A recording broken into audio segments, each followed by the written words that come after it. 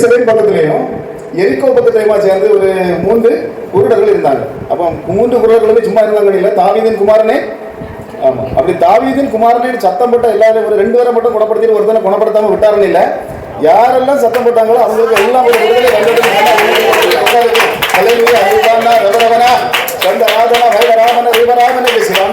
யாரெல்லாம் சத்தம் போடுறாங்களோ, யாரெல்லாம் அப்பான்னு கூப்பிடுறாங்களோ, யாரெல்லாம் தெய்வம்னு கூப்பிடுறாங்களோ எல்லாருக்கும் ஒரு விடுதலை கொடுத்து அவங்க குடும்பங்களை, அவங்க கோத்திரங்களை, அவங்க பிள்ளைகளை நான் உயர்த்துவேன்னு சொல்றாரு. அல்லேலூயா, ஆமென். இப்ப பாருங்க, சத்தம் போடுறவங்களுக்கு எல்லாமே விடுதலை உண்டு. விடுதலை உண்டுன்னா அது தேவன் வந்து அந்த இடத்துல நம்ம எல்லாம் எத்தனையோ பேர் இன்னைக்கு தூங்கிட்டு இருக்காங்க. அப்படிதான் வீட்டுல இருந்து தூங்குறாங்களா, என்ன செய்யறாங்க தெரியாது. ஆனா நம்ம கொஞ்சம் பேரா இருந்தாலும் சரி வந்திருந்து இன்னைக்கு ஆண்டவரை ஆராதிக்கிறோம்னா நிச்சயமாக ஒரு விடுதலை நம்ம குடும்பங்களுக்கு, நம்ம பிள்ளைகளுக்கு உண்டு. அல்லேலூயா. அதுக்கு 100க்கு அதிபதி வந்தான். 100க்கு அதிபதி வந்துட்டு, ஆண்டவரே எனக்கு சுகரா இருக்கு, அதை குணப்படுத்துங்க ஆண்டவரே, இல்ல எனக்கு பிரஷரா இருக்கு, அதை குணப்படுத்துங்க ஆண்டவரே, இல்ல எனக்கு கேன்சர் இருக்கு, வந்து குணப்படுத்துங்க ஆண்டவரே அப்படின்னு சொல்லல. வீட்டில் இருக்கிற என் வேலைக்காரனுக்கு குணமாகணும் ஆண்டவரே. இன்னைக்கு இங்க எத்தனை பேர் வந்திருக்கீங்களோ வீட்டில் இருக்கிறவங்களை குணமாகணும், அத்தனை பேருக்கு ஆண்டவர் கொடுக்கிறார். வேலைக்காரன் குணமானா அப்படின்னு சொன்னா இன்னைக்கு அதே ஆண்டவர் சொல்றாரு, உங்க வீட்டில் இருக்கிறவங்க சில பேர் குணமே, சில பேரை நான் குணப்படுத்தி அனுப்ப போகிறேன்னு சொல்றேன். பாருங்க, ஒரு வார்த்தை தான் சொன்னாங்க, ஆண்டவரே நீர் வருவது ஒண்ணுதான், உம்முடைய வார்த்தை வருவதும் ஒண்ணுதான். இன்னைக்கு ஆண்டவரும் வந்திருக்கிறாரு, அவருடைய வார்த்தையும் வந்திருக்கிறாரு. அல்லேலூயா. இன்னைக்கு இங்க இருந்து புறப்படுகிற வார்த்தை உங்க கட்டில கிடக்கிறதும் சில கட்டில கிடக்கிறதும், அல்லேலூயா, கட்டில்களில் கிடப்பதும் சில கட்டில்களில் கிடப்பதும். அல்லேலூயா, அல்லேலூயா. ஆண்டவர் தெளிவாக சொல்கிறார், சில பேருக்கு சில விடுதலையை கொடுக்கிற இந்த ஆராதனையாக அமையும். இங்க இருந்து புறப்படுகிற வார்த்தைகள் சில கட்டிலின் முதல், அதாவது கட்டுகள் வரைக்கும் எல்லாத்தையும் உடைத்து அந்தகார சக்திகள், வான மண்டலத்தில் போராடுகிற பொல்லாத செயலின் சக்திகள் எல்லாமே, இருட்டின் அதிகாரங்கள் எல்லாமே அழிந்து போகவே வாக்கு கொடுக்கிறார். அல்லேலூயா. ஒரு வசனத்தை வாசிக்க பார்க்கலாம். லூக்கா 18:27.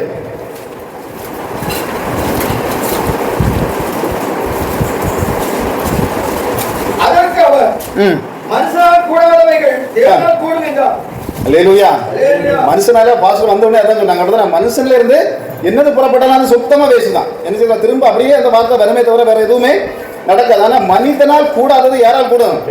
தேவனால் கூடும். கண்டிப்பா நம்ம இதை வந்து நம்பித்தான் ஆகணும். தேவனால் மட்டும்தான் கூடும். ஏன்னா சில விஷயங்கள் மனிதனால் கூடுகிற விஷயங்கள் உண்டு, அநேக காரியங்களை நம்ம பார்த்துருக்கிறோம்.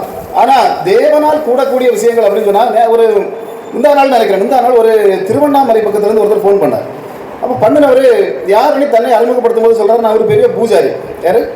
பூஜாரி. அப்ப பூஜாரி சில விஷயங்களை சொல்லிட்டு, ஒரு சந்தேகம் உங்ககிட்ட கேட்கணும், நீங்க பதில் சொல்லுங்க பார்க்கலாம் அப்படின்னா. அப்ப சரி என்ன கேளுங்க. நான் சொன்னேன், நமக்கு அவ்வளவு பெரிய இதெல்லாம் ஒன்றும் தெரியாது, இருந்தாலும் நீங்க சொன்னீங்கன்னா ஒருவேளை எனக்கு தெரியாட்ட நான் வேதத்தை பார்த்து உங்களுக்கு நான் பதில் சொல்லுவேன். அவ்வளவுதான். நம்மளால கொண்டு எனக்கு நீங்க கேட்ட உடனே எல்லாத்தையுமே பதில் சொல்லக்கூடிய ஆளுனா இல்ல, அப்படின்னா கர்த்தர் தான் பேசணும் அப்படின்னு சொன்னேன். அப்போ அடுத்த வார்த்தை அவர் சொன்னாரு, அநேக பேர் இன்னைக்கு விசுவாசிகளுக்கு மேல ஊதுறீங்களே, ஊதுறீங்க.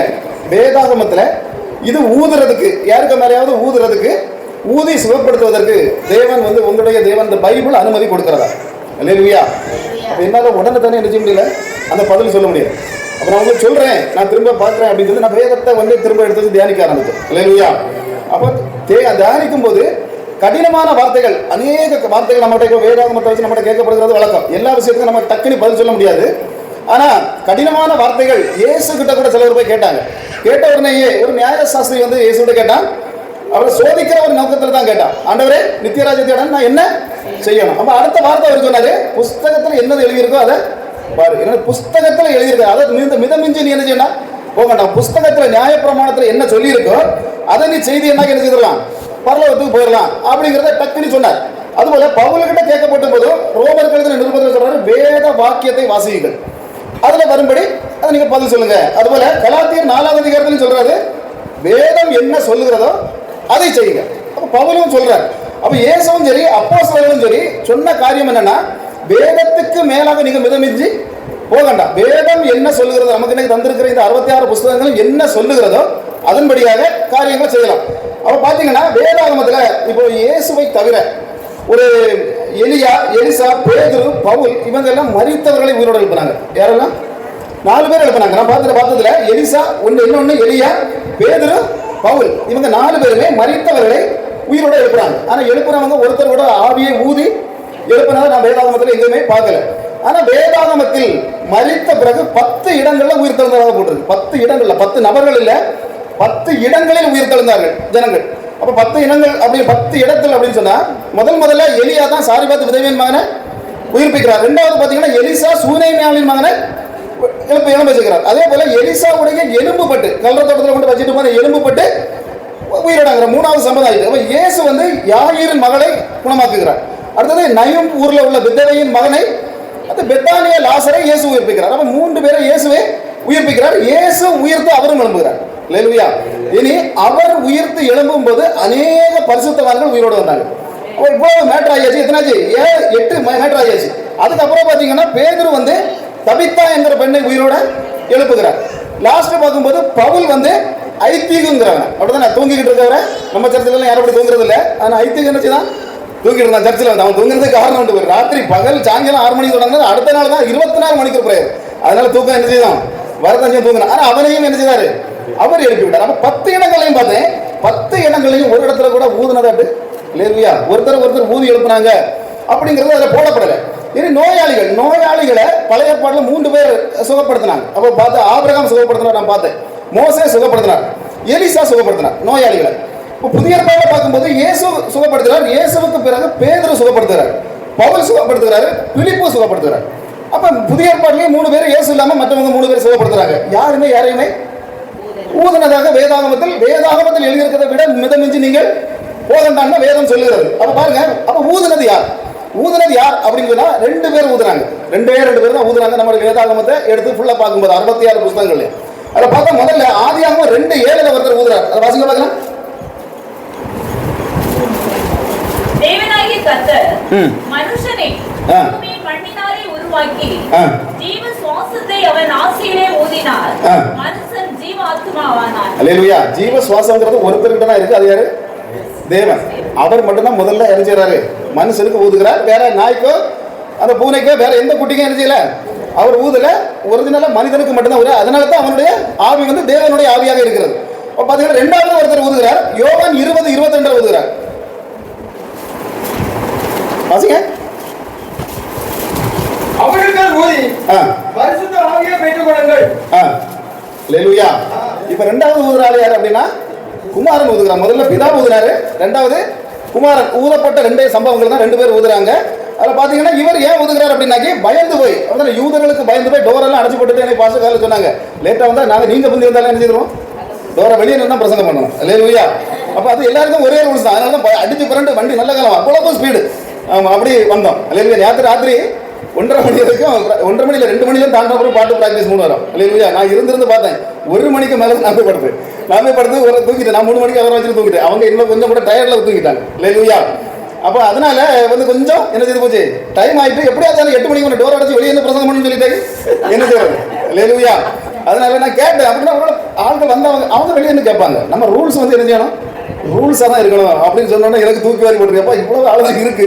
இப்பவுமே இவ்வளோ பெரிய ரூல்ஸ் எல்லாம் போடும்போது எப்படி? ஆனால் ஆண்டவர் நடத்துவார். அப்படிதானே? ஆண்டவர் நடத்துவார். சில விஷயங்கள் நம்ம உறுதியாக இருக்கும்போது அது கடைசி வரைக்கும் என்ன செய்யணும்?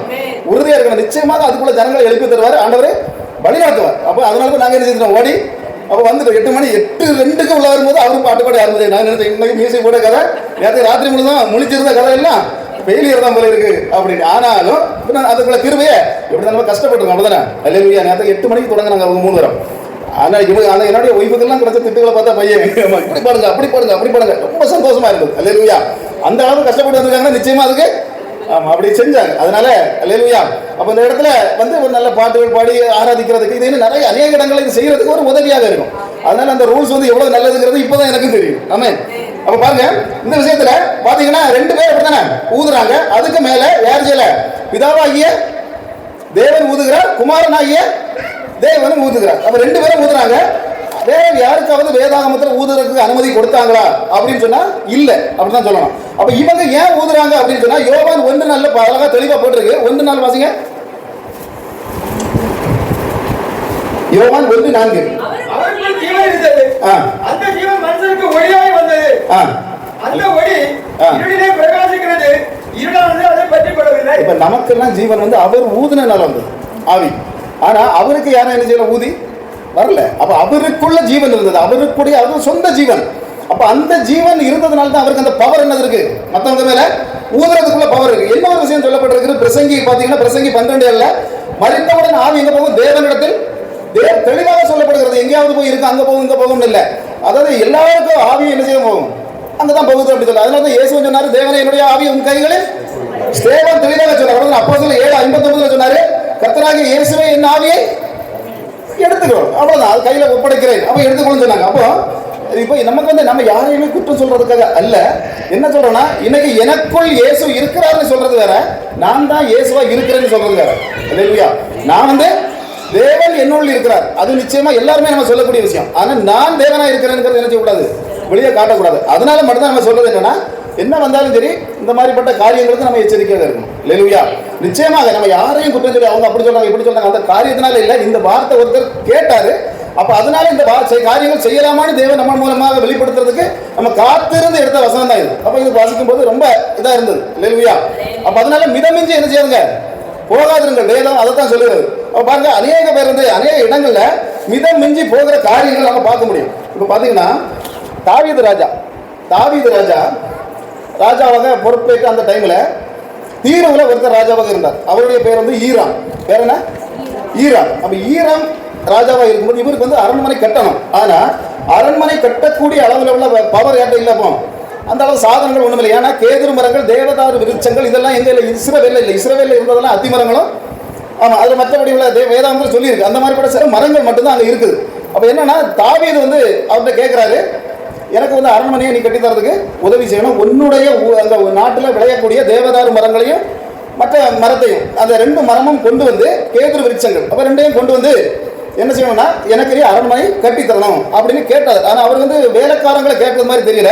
ஆனா இவர் என்ன செய்யறாரு? அப்புறம் தீருராஜா என்ன செய்யறாரு அப்படின்னா, அங்கிருந்து மரங்களை கொடுத்து மட்டும் இல்ல, நம்முடைய ஆசாரிமார்கள், இப்ப தச்சர்கள் அப்படி போட்டு வேதாந்தத்தில், அப்ப தச்சர்கள், நம்முடைய தச்சர்கள் போனா அந்த வேலையை என்ன செய்ய முடியும்? ஒழுங்கும் கிரேமமாக முடிக்க முடியுங்கிறதுனால அவரே அனுப்பி கொடுத்து என்ன செய்யறாருன்னா, அந்த ஆலயம்ல அந்த அரண்மனையை ஒழுங்கும் கிரயமாக அவங்க தீரு தேசத்தில், தீருனா எந்த தேசம்னு உங்களுக்கு தெரியும். இப்ப 2 மாசத்துக்கு முன்ன வரைக்கும் இஸ்ரவேல் அடிச்சுட்டு இருந்தாங்க. லிபனான் கேள்விப்பட்டிருக்கீங்களா? லிபனான், இந்த லிபனான் தேசம். அப்ப அந்த லிபனான் தேசத்துல இருந்து வந்துதான் தாவீது ராஜாவுக்கு முதல்ல என்ன செய்யறாங்க? அரண்மனையை கட்டுறாங்க. இப்ப நடந்தது என்னன்னா, கொஞ்ச நாளுக்குள்ள தாவீது ராஜா மரணம் அடைந்தார். அப்ப தாவீது ராஜா மரணம் அடைந்த உடனே அந்த இடத்துல சாலமோன் ராஜா அவருடைய மகன் ராஜாவாக வருகிறார். அப்ப ராஜாவாக வந்தோம்னா ஆண்டவர் ஒரு விஷயத்தை சொல்றாரு. மோரியா மலை, அதாவது அந்த ஆபிரகாம் வந்து மகனை பலி கொடுக்க கொண்டு போன மலையுடைய பேர் என்ன? மோரியா மலை. அப்ப இந்த மலையில தான் எனக்கு ஒரு ஆலயத்தை கட்டணும். எங்க? ஆமா, அதுக்கு நிறைய ரகசியங்கள் உண்டு. ஏன்னா மோரியா மலை, ஆபிரகாம் கொண்டு போய் தன்னுடைய மகனை எந்த கொண்டு பலியிட போனாரோ அதே மலையில எனக்கு நீ என்ன செய்யணும்? ஆலயத்தை கட்டணும். ஆலயத்தை கட்டணும்னா சாலமோன் ராஜாவுக்கு ரொம்ப சந்தோஷம். அப்பா அவங்க காலத்திலே கட்ட விடல, ஆனா நம்மகிட்ட கட்ட சொல்றாரு அப்படின்னு சொல்லி ரொம்ப சந்தோஷம். ஆனா அவனுக்கும் ஒரு பிரச்சனை என்னன்னா, கேதுரு மரங்களும் தேவதாரு மரங்களும் அங்கேயும் இல்லை. அப்ப இல்லாத உடனே இவருக்கு யோசனை வருது, நம்ம அப்பாவோட ஃப்ரெண்டு ஈராம் ராஜா தீரு ராசத்துல இன்னும் ஆட்சி பொறுப்பில் தான் இருக்கார். அப்ப அவர்கிட்ட நம்ம என்ன கேட்போமே அப்படின்னு சொல்லி அவர் என்ன செய்யறாருன்னா அங்க கேட்கிறாரு. அப்ப சொல்றாரு, ராஜாவே எனக்கு இப்போ ஆண்டவர் வந்து தெளிவாக சொல்றாரு, ஆலயத்தை நீ கட்டணும் அப்படின்னு சொல்லியாச்சு. அதனால என்னுடைய நாட்டுல கேதுரு மரங்களும் தேவதாரு மரங்களும் இல்லை. அது மட்டும் இல்ல, அதை செய்யக்கூடிய தச்சர்களும் இல்லை.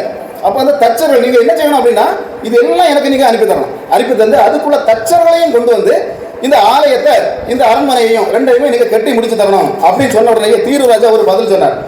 அது மட்டும் இல்ல, தாவீது ராஜா அதுக்கு சாலமோன் ராஜா அதுக்கு முன்னாடியே ஒரு விஷயத்தை சொன்னார். உனக்கு உண்டான சம்பளம் என்னதோ, என்ன கூலியோ அதை நான் அப்படியே உங்க கையில தந்துடுறேன் அப்படின்னு சொன்ன உடனே அவர் சொன்ன மறுபடியும் என்னன்னா, எனக்கு எந்த கூலியும் என்ன செய்யலாம் தரண்டா, நான் கடல் வழியாக இந்த கேதுரு மரங்களையும் தேவதாரு மரங்களையும் அனுப்பி உனக்கு கொண்டு வந்து அந்த ஆலயத்தையும் அரண்மனையும் நான் கட்டித்தரேன்.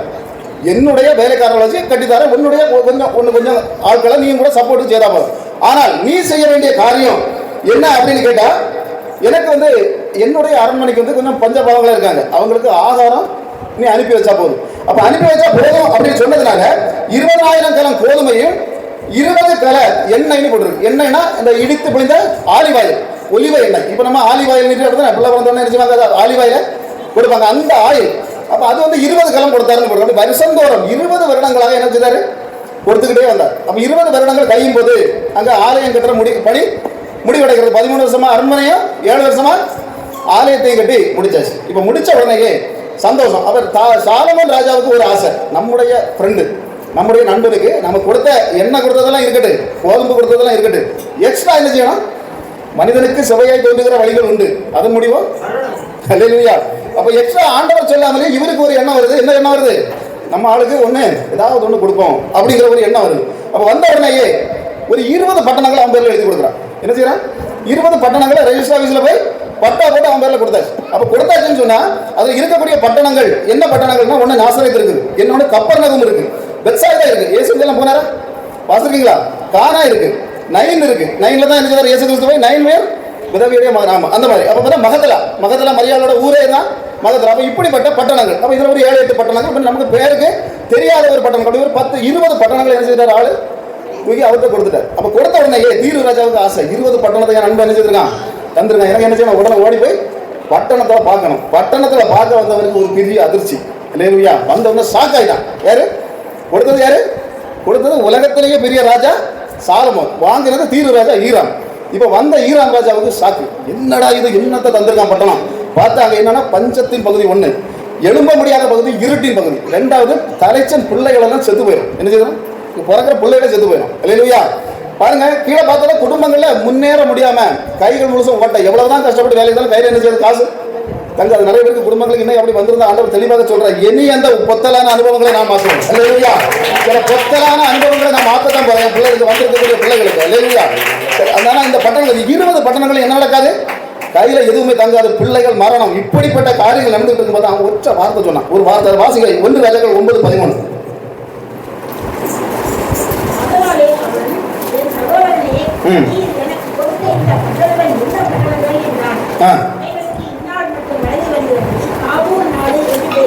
என்ன இடம்? காபூல் நாடு. பாரு, காபூல் நாடுனா விளங்காத நாடுன்னு விளங்காம எழும்பாது. அல்லேலூயா. என்ன நம்ம வீடுகளை பார்த்து சொல்லுவாங்க விளங்காதனே. எத்தனையோ பேர் சொல்லுவாங்க சுத்தி இருக்கவங்க எல்லாம். ஆண்டவர் சொல்றாரு, காபூல கலிலேயாவை நான் மாத்த போறேன். அல்லேலூயா. காபூல நாசரேத்தை நான் மாத்த போறேன். ஆமென். இனி உங்க வீடுகள் காபூல்ங்கிற பேர்ல இனி அறியப்படாது, கலிலேயா என்கிற பேர்ல அறியப்படும். அல்லேலூயா. பாருங்க, இயேசு கிறிஸ்து ஏன் அங்க போய் இருந்தாருங்கிறதுக்கு அதுதான் ரகசியம். என்னன்னா, இடம் காபூல். காபூல்னா அங்க பிள்ளைகளை பறி கொடுக்கிற இடம். என்னது? ஒரு முன்னேற்றம் இல்லாத இடம். மந்திரவாதம், பில்லி, சூனிய கட்டுகள் 20 பட்டணம். அப்ப இயேசு கிறிஸ்து பிறக்கிறது வரைக்கும் இந்த ஊரையும் என்ன பேர் போட்டிருந்தாரு? காபூல் நாடுன்னா சொன்னாங்க. அப்ப அந்த காபூல் நாடுன்னு 2 வசனத்துல தான் வேதாகமத்தில் வருது. அதனால பாத்தீங்கன்னா இயேசு கிறிஸ்து பிறக்கிறது வந்து காபூல் நாட்டில் பிறக்கிற ஒரு எப்ரதா எனப்பட்ட பெத்லகேம்ல பிறக்கிறாரு. தீர்க்கதரிசிகள் சொன்னதுனால கரெக்டான இடத்துல போய் பிறக்கிறார். அப்ப அவர் பிறந்து அது பிறந்தது அங்க. ஆனா உடனே எங்க போக வேண்டியது? எகிப்துக்கு போக வேண்டியது. எகிப்துல இருந்து நேரம் திரும்ப வந்தவர் திரும்பவும் அப்பனுடைய ஊராகிய அங்க போகல, எப்ராதா எனப்பட்ட பெத்லகேம் போகல, அம்மாவுடைய ஊராக எங்க போறாரு? நாசரேத்துல போய் வளர்ற. நாசரேத்து தான் என்னது? அல்லேலூயா. தேவன் எப்பவுமே கஷ்டப்படுற இடங்களுக்கு தான் ஓடி போவார். இன்னைக்கு நீங்க கஷ்டத்தோட இங்க வந்திருக்கீங்கன்னா உங்க குடும்பங்களுக்கு வருவேன்னு வாக்கு கொடுக்கிறேன். அல்லேலூயா. பாருங்க, இயேசு கிறிஸ்து ஊழியக்காரர் 3.5 வருஷம் தான் ஊழியம் செய்தார். 3.5 வருஷத்துலயும் அதிகமாக இருந்த இடம் எது அப்படின்னு கேட்டா இந்த காபூல் நாடு. அதற்கு பிறகுதான் எங்க போனாரு? எப்பவாவது ஒருக்கா எரிக்கோ பக்கம் 2 முறை தான் போனார். 2 தடவை தான் போனார். ஒன்னு சகைவோ பக்கம், இன்னொன்னு 2 குருடர்கள் அங்க இருந்தவங்களை குணப்படுத்துற அந்த டைம்ல போனார் 2 தடவை. சில சமயங்கள்ல 3வது போய் எருசலேம் போனாலே கல்லெடுப்பான் எரிவான். இல்லையா? அப்ப என்ன செய்வார்? இவர் போய் எருசலேமுக்கு போனாருன்னா அந்த பெத்சாயிதால போய் அந்த பாவத்துக்கு வீட்டுல வந்து மரிச்சான். யாரு? லாசர். அவன் வீட்டுல போய் தங்குவாரு, சாப்பிடுவாரு, உறங்குவாரு, எந்த கிளம்பி என்ன செய்வாரு?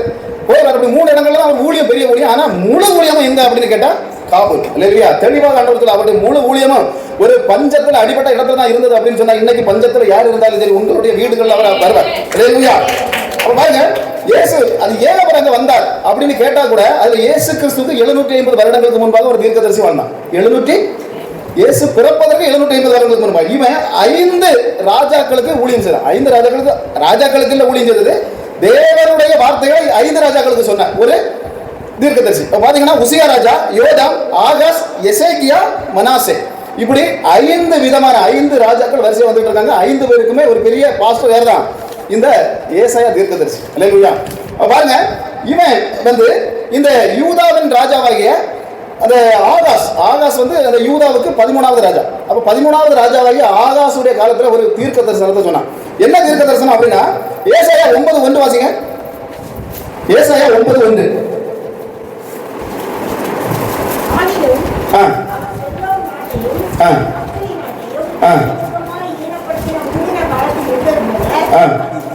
அது இருண்டு இனி இருப்பதில்லை. அல்லேலூயா. வாசிங்க, தொடர்ந்து வாசிங்க. கடற்கரையில் ஆண்டவர் ஊழியம் செய்தாரா? யோர்தான் கடற்கரையில், யோர்தான் இல்ல, கலிலேயா கடற்கரையில். எத்தனை வசனத்துல பாக்குறோம்? வாசிங்க, தொடர்ந்து வாசிங்க. யோர்தான் நதியோரத்தில் ஆண்டவர் ஊழியம் செய்தாரா? என்ன செய்வாரு? மத்தவன் காபூல் நாடுன்னு பேர் வச்சிருந்த இடத்தை இயேசு கிறிஸ்து வந்து கலிலேயாவாக மாற்றுவாங்க. 750 வருஷத்துக்கு முன்னால வந்து எழுதி வச்சான். இன்னைக்கு இந்த சபையை குறித்து தேவன் எழுதி வச்சிருக்கிறார். இனி இது உயர போகிறது. அல்லேலூயா. இப்ப இருக்கிறது போல இல்ல, வேற லெவல்ல மாற போகிறது. ஆமென். தெளிவாக ஆண்டவர் சொல்றார். பாருங்க, இயேசு கிறிஸ்து பற்றி தீர்க்க தரிசனம் சொன்னது போல இயேசு கிறிஸ்து யோர்தான் நதியில தான் ஞானஸ்நானம் எடுத்தார். அதை சுத்தி ஊழியம் பாத்தீங்கன்னா எப்ப பார்த்தாலும் போட்டுருக்கோம். கலிலேயா கடற்கரைக்கு போனார். அங்க இருந்து தான் ஒரு இடமா போய் கடலுக்குள்ள போய் பிரசங்கம் பண்ண போயிட்டார். அல்லேலூயா. பாருங்க, ஆண்டவர் நாங்களாம் ஸ்டேஜ்ல பிரசங்கம் பண்ணிருக்கோம், சர்ச்சில் பிரசங்கம் பண்ணிருக்கோம். கடலுக்குள்ள பிரசங்கம் பண்ண ஒரே ஆளு நான் பிரசங்கிக்கிற இயேசு மட்டும் தான் சொல்றேன். அல்லேலூயா. பாருங்க, கடலுக்குள்ள இருந்து நம்ம அப்பா என்ன செய்தாரு? பிரசங்கம் பண்ணாரு. அப்ப பாருங்க, இப்படிப்பட்ட வேலைகளை எல்லாம் அந்த நசரேத் பகுதி, நசரேத்துல காபூல் பகுதிகளில் கர்த்தர் செய்தார். அல்லேலூயா. பாருங்க, அதுக்கு பிறகு இந்த 3.5 வருஷம் கழிஞ்சு அது என்ன நடக்கும், இந்த 3.5 வருடம் கழிந்தவுடன் என்ன நடக்கும் அப்படிங்கறத கூட ஏசாயா தீர்க்கதரிசி அடுத்த வசனத்துல எழுதினான். அந்த 9:2 வாசிங்க பாஸ்டர். 9:2. பெரிய வெளிச்சத்தை கண்டார்கள். மரண இருளின் தேசத்தில் குடியிருக்கிறவர்கள் மேல் வெளிச்சம் பிரகாசித்தது. என்ன நடந்தது? அல்லேலூயா. இருளில் இருக்கிற ஜனங்கள் மேல், காபூல் நாட்டின் மேல் என்ன வந்தது? ஒரு வெளிச்சம் வந்தது. இயேசுவால் மட்டும்தான் முடியும். எப்பேற்பட்ட ஆள் வந்தாலும் சரி. அல்லேலூயா. சபிக்கப்பட்ட ஒரு காபூல் நாடு, பிள்ளைகளை பறிகொடுக்கிற ஒரு காபூல் நாடு, இயேசு கிறிஸ்து வந்த உடனேயே அது ஒரு நல்ல பகுதியாக, மகிமைப்படக்கூடிய ஒரு பகுதியாக 2 தீர்க்க தரிசனப்படி மாறுச்சு அப்படின்னு சொன்னா, இன்னைக்கு சில தீர்க்க தரிசனத்தின் மூலமாக ஆண்டவர் சொல்றாரு, உங்க லைஃப் மாற போகிறது, உங்க குடும்பம், உங்க சபையை மாற போகிறது. அல்லேலூயா. சாலமோனால மாத்த முடியல. எதை? காபூல் நாட்டை சாலமோனால மாத்த முடியல, தாவீதால மாத்த முடியல. அதே யூதா ராஜாக்கள் 19 பேர் இருந்தாங்க, 19 பேரால மாத்த முடியல. இஸ்ரவேல் ராஜாக்கள் 20 பேர் இருந்தாங்க, 20 பேரால மாத்த முடியல. என்னுடைய ராஜா, பரலோக யூதா ராஜ சிங்கம் இறங்கி வந்த உடனே காபூல் கலிலேயாவாக மாறுச்சுன்னு சொன்னா, இன்னைக்கு இந்த இடத்துல காபூல் என்கிற நிலைமையில யாராவது இருந்திருந்தால் ஆண்டவர் தெளிவாக சொல்கிற இந்த காபூல் நிலைமை இன்னைக்கு மாறுகிறது. அல்லேலூயா. வார்த்தை புறப்படும் போது வல்லமை வருகிறது. சில முன்னேற்றங்கள், அல்லேலூயா, பிசினஸ்ல இருந்தாலும் சரி, ஊழியத்தில் இருந்தாலும் சரி, வேதனைக்குள்ள இருந்தாலும் சரி, பாடுகளுக்குள்ள இருந்தாலும் சரி, ஆண்டவர் தெளிவாக சொல்கிற உங்களுடைய காபூல் நிலைகள் மாறப்போகிறது. ஒரு மகிமையால் அடைய போகிறது. ஆமென். மகிமையினால உயர்த்த போகிறது ஆண்டவர் வாக்கு கொடுக்கிறார். அல்லேலூயா. ஆனா இந்த தேவன், நான் இப்போ தேவன் இப்படி செய்தார். ஆனா இந்த தேவன் எப்படிப்பட்ட தேவன்? நான் பொதுவாக நான் கடைசியில் எப்பவுமே பேசுறது என்ன அப்படின்னு சொன்னா, எனக்கு தேவன் சொன்னது நான் எப்படிப்பட்டவங்கிறத சொல்லிட்டு போயிடணும். என்ன செய்யணும்?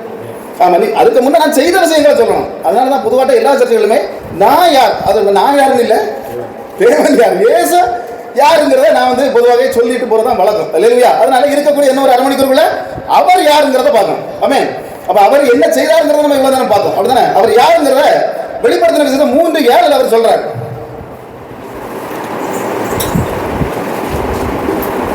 பிலதெல்பியா சபையின் தூதனுக்கு நீ எழுத வேண்டியது என்னவெனில், பரிசுத்தம் உள்ளவரும் சத்தியம் உள்ளவரும் தாவீதின் திறவுகோலை உடையவரும் ஒருவரும் பூட்டக்கூடாதபடிக்கு திறக்கிறவரும் ஒருவரும் திறக்கக்கூடாதபடிக்கு பூட்டுகிறவருமாய் இருக்கிறவர் சொல்கிறதாவது. சரி, ஒரு 4 விஷயம் சொல்றாரு. 1 பரிசுத்தம் உள்ளவர், 2வது தாவீதின் திறவுகோலை உடையவர், இன்னொன்னு ஒருவரும் பூட்டக்கூடாதபடி திறக்கிறவர், மற்றொன்னு என்னது? ஒருத்தரும் திறக்கக்கூடாதபடி பூட்டுகிறவர். இன்னைக்கு கேட்ட பூட்டி போட்டுருக்கிற மாதிரி. அல்லேலூயா. அப்ப என்ன செய்வாராம்? அல்லேலூயா. எல்லா விஷயம் 4 விஷயங்கள் ஒரே வசனத்தை, ஒற்ற வசனத்துல சொல்லி இருக்கிறார். ஆனால் அதுல இந்த சபை, முதல்ல சபையை பற்றி பார்க்கணும். அது பிலதெல்பியா சபை. அப்ப பிலதெல்பியா சபை அப்படின்னு சொன்னா, அந்த வேதாகமத்துல ஒரு 7 சபைகளை அந்த வெளிப்படுத்தின சொல்லுது. 2வது அதிகாரம், 3வது அதிகாரம். இந்த 7 சபைகள்ல ஒரு குற்றம் கூட காணாத, என்னது? ஒரு குற்றம் கூட காணாத, ஆண்டவர் ஒரு வேதனை கூட படாத ஒரே ஒரு சபை இருந்தது அப்படின்னு சொன்னா, அது எந்த சபை? பிலதெல்பியா சபை. அல்லேலூயா. இன்னைக்கு அதை தான் சொல்றேன். அமராவதியில ஒரு சபை இருக்கணும், அது ஆண்டவர் ஒரு குற்றமும், ஆமென், ஒரு குற்றம் கூட செய்யாத ஒரு சபையாக எந்த சபை மாறணும்? இந்த சபை மாறணும். அதுதான் ஆண்டவர் சொல்ல விரும்புறார். அல்லேலூயா. பாருங்க, ஒரு குற்றம் கூட இந்த சபைகள்ல பாத்தீங்கன்னா ஆசியா மைனர்ல தான் இருந்தது. மற்ற 7 சபைகளுமே ஏசியா மைனர்ல தான் இருந்து, இதுவும் ஏசியா மைனர்ல தான் இருக்குது. அதுல பைபிள் காலத்துல இந்த இடத்துக்கு நிறைய இடங்களை போட்டு லீதியாங்கிற பேர்ல போட்டு, அந்த லீதியாங்கிற வர இடமெல்லாம் எது? அந்த சபை இருந்த இடம் தான். அதுல பாத்தீங்கன்னா கீழே இதை தொடங்கினது பவுலா, இல்ல தீமோத்தேயா, அப்போலோவா, இல்ல ஒருவேளை யோவானா இருக்கலாமா அப்படிங்கறது நிறைய சந்தேகங்கள் இருந்தாலும், ஆனா ஒரே ஒரு விஷயம் மட்டும், இந்த பிலதெல்பியா சபை பவுலுடைய கண்ட்ரோல்ல இருந்தது. இல்லையா? யாருடைய கண்ட்ரோல்ல? பவுல் என்ன செய்யணும்? ஒரு சபை இருக்கணும். அது கண்டிப்பா பவுலோட அந்த வேத வசனங்களை பார்க்கும்போது நமக்கு தெரியும், பவுலோட ஒரு கண்ட்ரோல்ல இந்த சபை இருந்தது. ஆனால் பலவிதமான வழிபாடுகள் அதுக்கு முன்னாடி சபை தொடங்குறதுக்கு முன்னாடி இருந்தது. கிரேக்க வழிபாடுகள், அர்த்தமிசை, அதாவது நிர்வாண தேவதைகளை வணங்குகிற வழிபாடுகள், இதெல்லாம் அங்க இருந்தது. ரோம வழிபாடுகள் இருந்தது. இப்பவும் ரோம வழிபாடுகள் நம்ம கிறிஸ்தவத்துக்குள்ளே இருக்கு. அதனால தான் இயேசு கிறிஸ்துவை என்ன செய்யாங்க? மாட்டி அப்படி வைக்கிறது. அதுபோல அவருக்கு சிலை செய்யறது, இதெல்லாம் ரோம வழிபாடுகள். அப்ப ரோம வழிபாடுகளும் அங்க இருந்தது. யூதர்கள் என்ன செய்திருந்தாங்க? கிறிஸ்தவர்கள் அப்படின்னு சொல்லி நாங்களும் யூதர்கள், யூதர் அல்லாதவர்களும் ஏமாத்திட்டு இருந்தாங்க அங்க. அதனால அந்த வசனத்தை சொல்றது அதை 3:9 வாசிக்க பார்க்கலாம். இதோ யூதர் அல்லாதிருந்தோம் தங்களை யூதர் என்று பொய் சொல்லுகிறவர்கள் ஆகிய சாத்தானுடைய கூட்டத்தாரில் சிலரை உனக்கு கொடுப்பேன். எப்படி என்ன சொல்லு? யூதர்னு இல்லாதவங்க என்ன செய்வாங்க? யூதர்னு சொல்லுவாங்க. நம்ம ஒரிஜினல் இல்லாதவங்க என்ன சொல்லுவாங்க? நான் ஒரிஜினல் தான் அப்படின்னு சொல்லி வெளியே சொல்லுவாங்க. அப்படிப்பட்ட ஒரு கூட்டத்தை உனக்கு தரேன்னு சொல்றாரு. அப்ப யூதர்கள் அல்லாதவர்கள் நான் போன இதுல பேசும்போது சொன்னேன். அதாவது கொக்கு அப்படிதான் அன்னைக்கு சொன்னேன். கொக்கு என்ன செய்யும்? ஆமா, கொக்கக்கா என்ன செய்யும்? மீன்கிட்ட போயிட்டு நானும் உங்க ஜாதி, நான் உங்க ஜாதி, உனக்காக தான் நான் உபவாசம் போட்டு ஜெபம் பண்ணிட்டு இருக்கேன். இல்லையா? யாருக்காக? உனக்காக தான். உனக்காக தான். அதுக்கு புரியாது. உனக்காக தான் நான் என்ன செஞ்சுட்டு இருக்கேன்? உபவாசம் போட்டு ஜெபம் பண்ணிட்டு இருக்கேன். அப்ப இது நினைக்கிறேன் நமக்காகத்தானே உபவாசம் போட்டு. ஆமா, கரெக்டா நமக்காகத்தான். என்ன செய்ய பிடிச்சிட்டு போயிட்டு. அப்ப அதுபோல அப்ப யூதர்கள் இல்லை இவங்க. அது கொக்கு வந்து எனக்கு மீனாகுமா? மீன் இல்லை. அது என்னது? அது ஒரு தனி ரகம். அதை பிடிச்சி சாப்பிட்ற ரகம் அது. அப்ப இங்க பாருங்க என்ன சொல்லப்பட்டிருக்குன்னா, யூதம் இல்லாத எல்லா பையங்களும் என்ன செய்வான்? நான் யூதன் ஒரு குரூப் வந்து இந்த பில் இருக்க சபைக்குள்ள நான் ஆண்டவரே ஒழுங்கா போயிட்டு இருந்த சபை இது. மற்ற 7 சபைக்கும் நீங்க 6 சபைக்குமே நீங்க பயங்கரமான தவறுகள் தப்பு செஞ்சாங்கன்னு நீங்க தான் சொல்றீங்க. புதுசா நல்ல சபையில சர்டிபிகேட் கொடுத்துட்டு ஒரு பிசாசு கூட்டத்தை கொண்டு உள்ள கொடுப்பேன். அவர் தான் சொல்றாரு. ஒரு பிசாசு கூட்டத்தை கொண்டு என்ன செய்வேன்? நான் உள்ள கொடுப்பேன். இவன் மாறவே இல்லை, யூதன் இல்லாட்டாலும் யூதன் தான் சொல்லுவான் அப்படின்னு ஆண்டவர் சொல்றாரு. நான் ஆண்டவர் இதுக்கு என்ன வழக்கம்? எனக்கு இது வேணும். இல்லையா? எல்லாத்துக்கு அப்படியே முழுசாக இருந்தபோது ஆண்டவர் தெளிவாக சொன்னார், எப்படிப்பட்ட கூட்டத்தை நான் உள்ள கொண்டு வந்தாலும் வெளியே போகும்போது அவங்க பரிசுத்தவங்களா தான் போவாங்க. இல்லையா? இன்னைக்கு இந்த சமயத்துல எப்படிப்பட்ட மோசமான ஆட்களா இருந்தாலும் இங்க கொண்டு வந்து நான் அப்படியே அவங்களை மாத்தி, இல்லையா, பரலோகத்துக்கு தகுதியானவங்களை மாத்தி எனக்கு வேணாம் கொண்டு போவேன்னு ஆண்டவர் வாக்கு கொடுக்குறாரு. இதெல்லாம் சொல்லுகிறது நீங்க அப்படியே என்ன ஏத்துக்கணும். ஆமென். கர்த்தரா பேசுகிறத நாம எல்லாம் பேசுறது, நாம எழுதி கொண்டு வந்து கொண்டு வந்து நம்ம பேசுறது சுய ரூபத்துல பேசுறது இல்ல. சில விஷயங்கள் சில சபைகள்ல பேச சொல்றது நம்ம பேசுறது. இல்லையா? பாருங்க அந்த வசனத்துல சொல்றாரு, தாவீதின் திறவுகளை வைத்திருக்கிறார். எதை வச்சிருக்கிறேன்? எங்க வீட்டு திறவுகளை வச்சிருக்காங்க, வள்ளிச்சந்த காட்டோட திறவுகளை வச்சிருக்காங்க அப்படி சொன்னா கூட ஒரு பெரிய விஷயம் இல்ல. தாவீதின் திறவுகளை வைத்திருக்கிறேன் அப்படிங்கிறார். அப்ப தாவீதின் திறவுகளை வந்து இவர் மட்டுமில்ல வச்சிருந்தது, இன்னொருத்தர் வச்சிருந்தாரு. அது நான் ஏற்கனவே எனக்கு தெரியும். இல்லையா? நான் வெளிநாட்டில் வச்சு படிக்கும்போது நான் அந்த வாசத்துக்கு தாவீதின் திறவுகளை வேற ஒருத்தர் வச்சிருந்தார். அப்ப இவர் இயேசு யார் நான் வச்சிருக்கேன்னு சொல்றாரு. ஆனா பழைய ஏற்பாடு தெரியும். நம்ம தெரியுமா யார் வச்சிருந்தா? தெரியுமா உங்களுக்கு? தாவீதின் திறவுகளை வச்சிருந்த ஆள் யார்? அதுக்கு பெரிய ஒரு சரித்திரம் உண்டு. வேதாகமத்துல இருக்கு, வெளியே இல்ல. இல்லையா? ஏசாயா 22:2 வாசிக்க பார்க்கலாம். ஏசாயா 22:22 தாவீதுடைய வீட்டின் திறவுகளை அவன் தோளின் மேல் வைப்பேன், ஒருவன் பூட்டக்கூடாதபடிக்கு அவன் திறப்பான், ஒருவன் திறக்கப்படாதபடிக்கு அவன் பூட்டுவான். இது யாருக்கு சொல்லிருக்கணும்? இது இயேசுக்கு சொன்னதில்லை. தாவீதின் திறவுகளை வைத்திருக்கு கொடுக்கிறேன்னு கொடுத்தது மட்டுமில்ல, கொடுத்தாங்க. அது யார் அப்படின்னா எலியாக்கீம்னு ஒருத்தர் இருந்தார். எலியாக்கீம்னு ஒரு பரிசுத்தவான் இருந்தார். அப்ப அந்த நாட்கள்ல அவருக்கு கையில இதை கொடுப்பேன்னு ஆண்டவர் சொல்றார். அப்ப ஏன் சொல்றார் அப்படின்னு சொன்னா அது வந்து ஒரு பெரிய ரகசியம், ஒரு பெரிய மர்மம். அது ஒரு 10 நிமிஷத்துல பேசினா அது உங்களுக்கு புரியும். அல்லேலூயா. அப்படின்னா சாலமோனுக்கு பிறகு இப்ப சாலமோன் வரைக்கும் இஸ்ரவேலையும் யூதாவையும் தாவீது, சவுல், அடுத்தது தாவீது, அதுக்கப்புறம் பாத்தீங்கன்னா இந்த சாலமோன் 3 பேரும் 2 ராஜ்யங்களை சேர்த்து தான் ஆட்சி செய்துட்டு இருந்தாங்க. 2 ராஜாக்களுக்கும் ஒரே ராஜ்யம் தான். ஆனா சாலமோனுடைய சில மந்தமான புத்திகள்னால ராஜ்யம் என்ன செய்தது? 2ஆக பிரிந்தது. இஸ்ரவேல் தனியாகவும் இந்த யூதா தனியாகவும் வந்தது. அப்ப யூதாவை வந்து 2 கோத்திரத்து ராஜாக்கள் தான் ஆட்சி செய்தாங்க. எத்தனை கோத்திரம்? 2 கோத்திரம் தான். ஒண்ணு எதுனா யூதா கோத்திரத்தை சார்ந்தவங்க ஆட்சி செய்தாங்க. அதுக்கப்புறம் பென்யாமின் கோத்திரத்தை சார்ந்தவங்க அதுல 1-2 ராஜாக்கள் இடைக்கிட ஆட்சி செய்தாங்க. ஆனா இஸ்ரவேல் தேசத்தை அப்படி இல்ல, மீதி உள்ள 11 கோத்திரங்களை சார்ந்தவர்கள் ஆட்சி செய்தாங்க. எத்தனை கோத்திரங்கள்? அப்ப அந்த கோத்திரங்கள்ல மீதி உள்ள 10 கோத்திரங்கள், இவங்க 2 கோத்திரம், அவங்க 10 கோத்திரங்கள். அப்ப 10 கோத்திரங்களை ஆட்சி செய்யறாங்க. அதுல 19 ராஜாக்கள். அப்ப நல்லா தெரியணும் என்னன்னா, யூதாவை ஆட்சி செய்தது எத்தனை ராஜாக்கள்? 20 ராஜாக்கள், இஸ்ரவேலை 19 ராஜாக்கள். இப்படி இவங்க ஆட்சி செய்து வராங்க. அப்ப யூதா ராஜாக்கள் அப்படின்னு பார்க்கும்போது 1-2 பேர் நல்ல ராஜாக்கள் இருந்தாங்க. ஆனா இஸ்ரவேலை ஆண்ட ராஜாக்கள் ஒருத்தன் கூட என்ன செய்ய கையில சில பார்த்தோன்னு சொல்லுவோம். எனக்கு நான் சின்ன வயசுல சொன்னாங்க, இவனால கையில தொட்டா கை நாரை போயிடும். அல்லேலூயா. அந்த டைம்கள்ல அப்படி நடந்த டைம்கள்ல அப்ப அதுபோல இந்த இஸ்ரவேலை ஆண்ட ராஜாக்கள் ஒருத்தனை கூட என்ன செய்ய முடியாது. நல்ல ராஜா நீங்க வரிசையாக எடுத்து வாசிங்கன்னா தெரியும். அப்படி நிறைய ராஜாக்கள் யூதாவை ஆண்ட 20 ராஜாக்கள், இஸ்ரவேலை ஆண்ட 20 ராஜாக்களும் மோசமானவங்க. ஆனா யூதாவை ஆண்ட ராஜாக்கள் கொஞ்சம் சில ராஜாக்கள் நல்ல ராஜாக்கள் இருந்தாங்க. அதுல ஒருத்தர் எசேக்கியா ராஜா. எசேக்கியா ராஜா கேள்விப்பட்டிருக்கீங்களா? அப்ப அவர் வந்து யூதாவை ஆண்ட ராஜா. அப்ப பாருங்க, இந்த யூதாவை யார் ஆள்றா அப்படின்னு சொன்னா இந்த எசேக்கியா ராஜா ஆளும்பொழுதுதான் இவர் ஏசாயா எழுதுகிறார் தீர்க்க தரிசனம். அவர் ஏற்கனவே அதுக்கு முன்னாடி இருந்த ஒரு 4 ராஜாக்களுக்கும் இவருக்கும் சொல்லி இவருடைய மகன் மானாசைக்கும் யாரும் சொன்னா ஏசாயா தீர்க்க தரிசனம் சொல்லி இருந்தார். அப்ப அந்த நேரத்துல இவர் வந்து ஆட்சி பெறார். இவர் வந்து நல்ல ராஜா அப்படின்னு அறியப்படுகிறார். வந்த உடனே முதல்ல செய்த வேலை என்ன அப்படின்னா எருசலேம் தேவாலயத்தை தூய்மைப்படுத்தினார். நினைச்சதார் தூய்மைப்படுத்தினார். அது மோசமாட்டு ஆலயம் நல்ல ஆலயம் தான். ஆனா ஒருவேளை உள்ள என்ன இருக்கும், ஏதாவது இருந்திருக்கும். அதனால அதை தூய்மைப்படுத்தினார் அதில் போட்டிருக்கு. கீழே பார்த்தீங்கன்னா ஆசாரியர்களை சீர்படுத்தினார். ஏன்னா ஆசாரியர்கள் அப்படிதான் இருந்தாங்க, அமௌண்ட் சேர்றதுல ரெடியா இருந்தாங்க. அவர்களை இந்த ராஜா ஆட்சிக்கு வந்தோடனே சரிப்படுத்தினார். மோசேயை நியாயப்பிரமாணப்படி திரும்பவும் பலிகளை கொடுத்தார். அதுக்கு முன்னே இருந்த ராஜாக்கள்லாம் பலிகளை நிறுத்தி வச்சிருந்தாங்க. ஆனா எசேக்கியா ராஜா வந்த உடனே பலிகளையும் அவர் கொடுக்க ஆரம்பித்தார். அதுக்கு கீழே பார்த்தா பல வருடங்களாக அந்த பாஸ்கா பண்டிகை அவங்க கொண்டாடி இருந்தாங்க. மற்ற ராஜாக்கள் அதை நடத்தி வச்சுட்டாங்க. இவர் என்ன செய்தார்னா, இவர் பாஸ்கா பண்டிகையை கொண்டாடினது மட்டுமில்ல, தன்னுடைய பக்கத்து நாடான இஸ்ரவேல் நாட்டுக்கு ஆள் அனுப்பி நீங்களும் சேர்ந்து என் கூட சேர்ந்து என்ன செய்யணும். அதனால தான் இவருடைய சில விஷயங்களை பார்க்கும்போது, அந்த ஆழத்தில் பார்க்கும்போது எசேக்கியா எவ்வளவு நல்லவராக இருந்தாருங்கிறது சாட்சி என்னன்னா, இஸ்ரவேல் ராஜாக்களும் யூதா ராஜாக்களும் சண்டை தான் போட்டு இருந்தாங்க. ஆனா இவர் செய்தது என்னன்னா, வந்த உடனேயே அந்த ராஜாவிட்ட சொல்லி அங்க பாத்தீங்கன்னா 2 நாளாக 30 அதை வாசிக்க பார்க்க வாசித்தா தெரியும். 30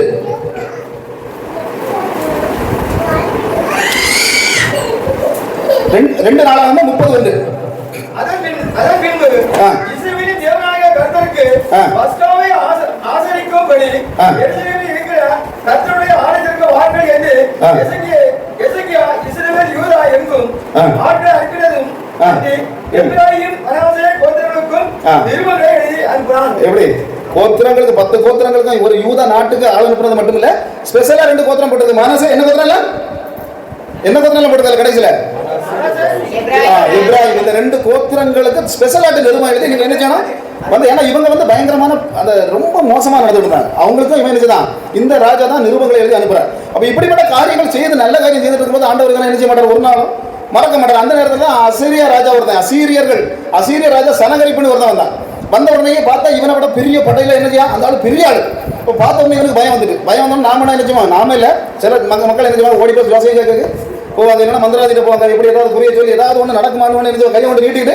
அப்ப இந்த எசேக்கியா ராஜா உடனே சுவாசியம் பார்க்க போனான்னு இல்ல, வெத்திலையில போட்டு குறிய இருக்க போனான் இல்ல, மை போட போனான்னு இல்ல, அவன் உடனே போறது பாஸ்போர்ட்ட போனான். எங்க போன முதல்ல ஒரு பிரச்சனை எங்க போனான், பாஸ்போர்ட்ட போனான். அவன் உடனே பாஸ்போர்ட் மாதிரி ஏசாயா பாஸ்போர்ட்ட ஓடி போய் இப்படி ஒருத்தன் வந்துட்டான், என்ன பண்றது.